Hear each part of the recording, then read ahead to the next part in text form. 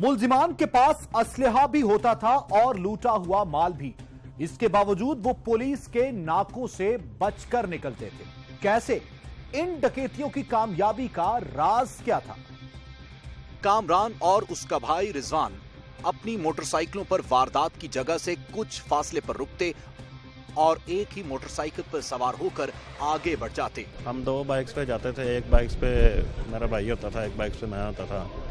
एक बाइक हम थोड़ी सी तकरीबन दूर खड़ी कर देते थे तो एक ही बाइक पे जाते थे। एक ही बाइक पे जाके जब हम उधर से कवर कर लेते थे, कवर करके जब हम आ जाते थे तो दोनों बाइकें हम लेके निकल जाते थे। साथ मेरे भाई होता था मेरा। जबकि दूसरी मोटरसाइकिल की निगरानी करती एक खातून। जी हाँ, एक खातून। तीसरा फर्द सिर्फ एक जगह ही गया हमारे साथ, एक दो जगह, वरना हमने ज्यादा इस्तेमाल नहीं किया उसको। वो भाई की बीवी थी।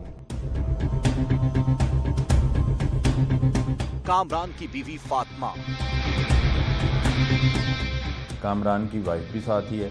ये हम इन तीनों को हमने 2012 में भी पकड़ा था और इनको बहुत सारी वारदातों में हमने चालान किया था। लेकिन ये फिर जब बेल में बाहर आ गए बेल पे तो दोबारा फिर इन्होंने वारदातें करना शुरू कर दी। ये दो भाई वारदात करते हैं और इनकी साथी जो है वो इनकी वाइफ है कामरान की, और इनके साथ कोई नहीं है। मुझे बस बाइक के पीछे खड़ा कर जाते थे। जो बाइक दूसरी होती थी उसके पास खड़ा करके चले जाते थे और वापसी फिर साथ ले लेते थे। बस सुबह तकरीबन 5-6 के दरमियान।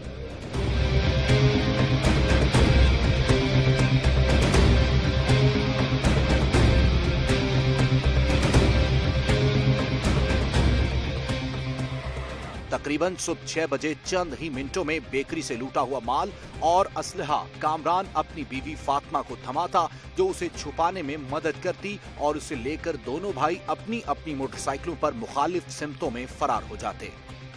बस निकल जाते थे। पहले ये देख आते थे जो कुछ करना है करवाना है, तो फिर सुबह निकल जाते थे तो करके वापस आ जाते थे।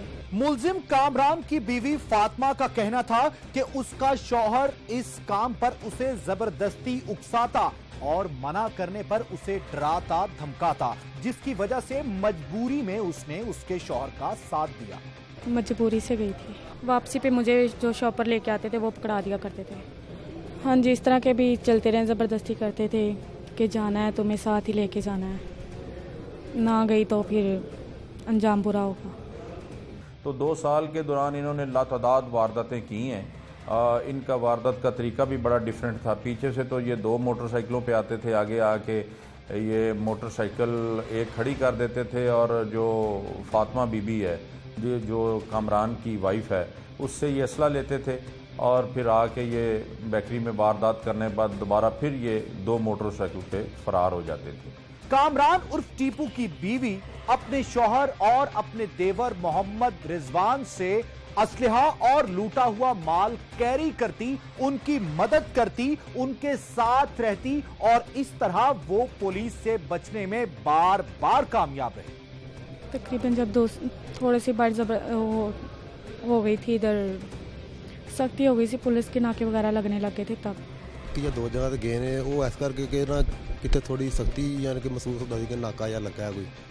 मजबूरी से साथ दिया था क्योंकि कहते थे कि बाहर पुलिस के नाके हैं, हमें मार देंगे, अगर हम पकड़े गए तो हमारा अंजाम मौत होगा, ये होगा वो होगा। इसी वजह से मेरी वालदा को नहीं पता था कि हल्के किसी को भाई बाइक ही जो बेगम है उसको भी इतना नहीं पता था कि इतना ज़्यादा कर रहे हैं, ये जाते हैं आते जाते हैं।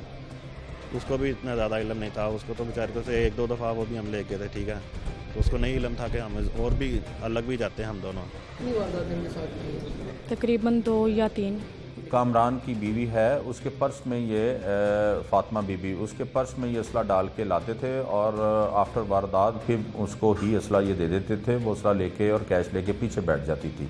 अगर कहीं पुलिस इनको चेक भी करती थी नाका वगैरह पे, तो औरत को चूँकि इज़्ज़त के लिहाज से हम लोग चेक नहीं करते या फिर उसको वहाँ पे कोई लेडी मौजूद नहीं होती तो वो ये बासानी वहाँ से गुजर जाते थे। मुलजिमान ने वारदातों का रुख करने की अपनी दुख भरी कहानी सुनाई और अपने किए पर अफसोस का इजहार भी किया, लेकिन अब का अफसोस उनके किसी काम नहीं आया।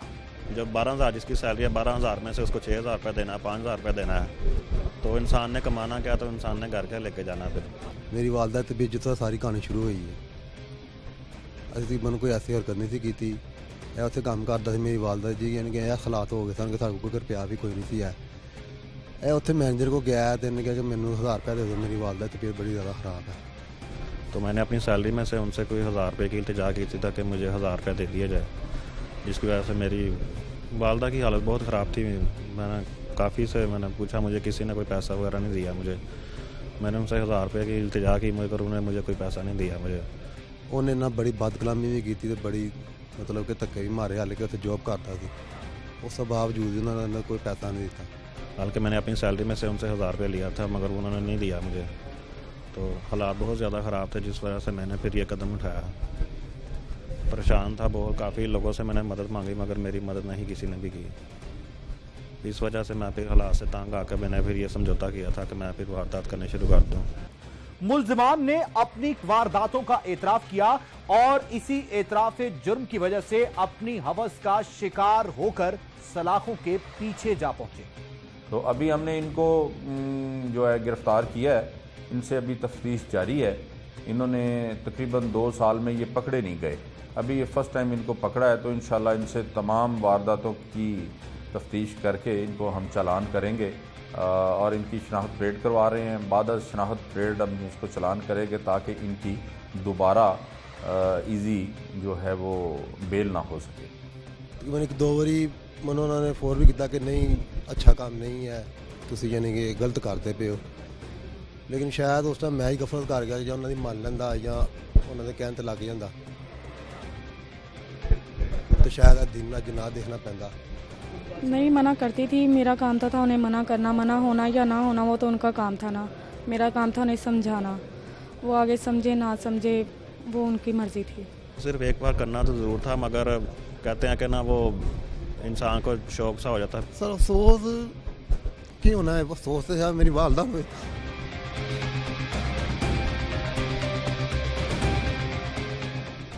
या मेरी वाइफ बस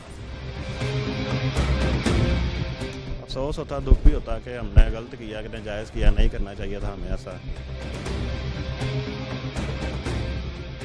गलती किसी ने साढ़े दोवां दी गलती, दोवां भरावां दी। समझाना रहे समझा सकते हैं कि अच्छा काम नहीं, रिजल्ट पैड़ा ही। अपने आप भी दुख होता है कि हमने गलत किया, हमें किए की सज़ा मिलनी चाहिए। ज़ाहिर हम जेल जाएंगे आगे, मजबूरी या कोई जेडे पैसे खर्च हो जाते सन उस बाद फिर इस तरह कर लेने सन। डर बड़ा लगता सी जिस दिन फड़े गए या अंजाम ऐसा होना जो अज है। बहुत ज़्यादा अफसोस होता है।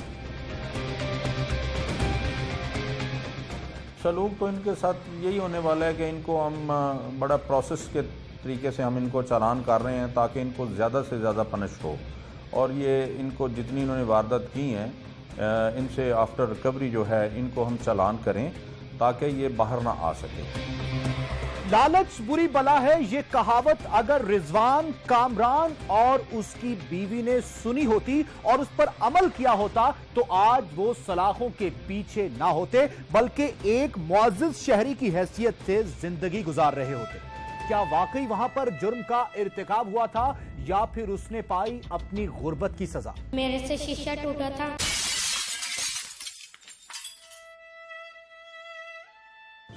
मेरे से तो अपनी बच्ची की तकलीफ भी नहीं देखी जा रही, इतनी बच्ची रो रही है बहुत।